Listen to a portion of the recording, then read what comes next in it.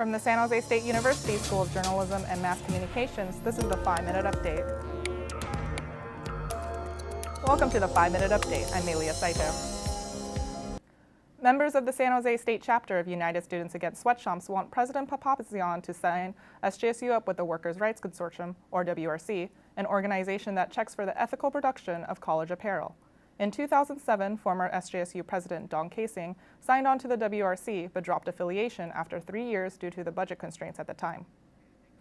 On November 14th, a demonstration by United Students Against Sweatshops concluded in Tower Hall as part of an effort to ensure that SJSU apparel is not made at the cost of workers' rights. And I think that it's only fair that our president signed on to something that was created by students, teachers, and workers' unions to be in organizations for college campuses.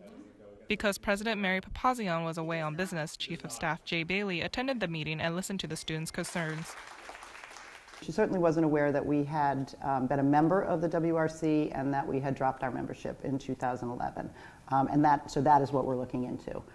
If there were any reasons other than budget why we dropped our membership, and the arguments as the students have put forth for rejoining. Bailey says that the Spartan bookstore is currently operated by Barnes & Noble, which utilizes another group called the Fair Labor Association, or FLA, to audit their garment production. Managers at the Spartan bookstore declined to comment. Although the FLA and WRC both monitor working conditions of factories around the globe, they differ in histories, strategies, and ways of operating. Because of these differences, United Students Against Sweatshops say that the FLA's accountability measures show conflict of interest. People on the boards of the FLA is the people who own the companies. So it's them regulating their own companies. And it makes no sense, ethically, that they have the power to choose whether or not they are doing it appropriately. The meeting with Bailey happened after organizers were denied twice to speak with Papazian over the past 2 weeks. The group says that they collected nearly 1,000 signatures and rallied more than 100 students to make calls to the president's office voicing their support of the WRC. So I think the cause is very compelling, especially because we wear our SJSU apparel and we don't think about it, but it's to think other people in countries are suffering because they're making our apparel for our schools. United Students Against Sweatshops will be meeting with Papazian on Friday, December 1st, to discuss signing back on with the WRC. The United States sits as the only country to not sign the Paris Climate Accord. At a press conference this past June, President Donald Trump vowed that the U.S. intends withdrawal as soon as possible. According to the United Nations, almost every country in the world has signed the accord in order to reduce their emissions of greenhouse gases, a leading cause of climate change. At a climate conference hosted in Bonn for world leaders, the White House sent negotiators despite the decision to remove itself from the accord. But what it tells you is how significant it is for even the Trump administration, who, at least in the public, doesn't want to be seen as supporting these kinds of efforts, still sees the political disadvantage of being left out of the conversation entirely. In a press release by the United Nations from the climate conference, Judith Garber, the acting assistant secretary of State for International Environmental and Scientific Affairs, told world leaders that the U.S. will continue to be a leader on clean energy. Moving forward, according to the White House, representatives will be present at any future climate conference. While renters and organizers fought to reduce the annual cap of rent increases, the San Jose City Council has decided to keep the ceiling at 5%. Renters and landlords filled the City Hall Council chambers on November 14th as the San Jose City Council discussed proposed changes to the city's apartment rent ordinance.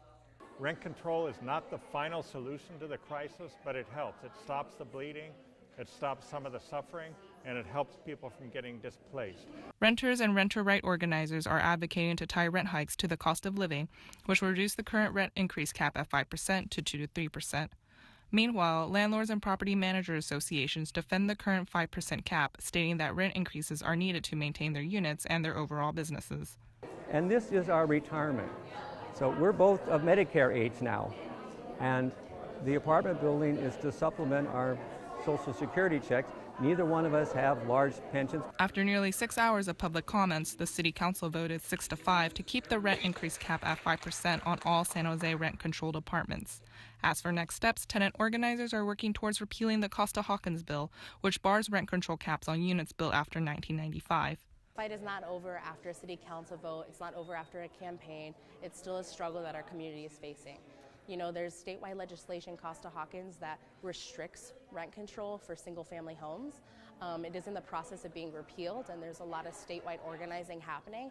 Amongst the hours debate at the city council meeting, both landlords and tenants can agree that San Jose is in a housing crisis.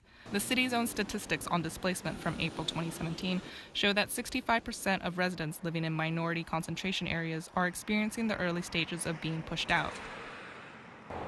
On Zillow, this 2-bedroom apartment a block away from campus is listed at $22.95 a month. A work-study job at San Jose State pays on average of $12 an hour, according to Handshake, SJSU's online career portal. That means that a student would have to work at least 24 hours a week just to afford rent for a room here. While some city council members advocate for the construction of more housing units, the cost of living in San Jose still impacts current residents. According to a recent study by Working Partnerships USA, rent increases have risen 4 times faster than wages in Silicon Valley. Thanks for watching. Be sure to follow us on our social media to stay up to date. We will see you next week. Enjoy the long weekend and have a happy Thanksgiving, Spartans.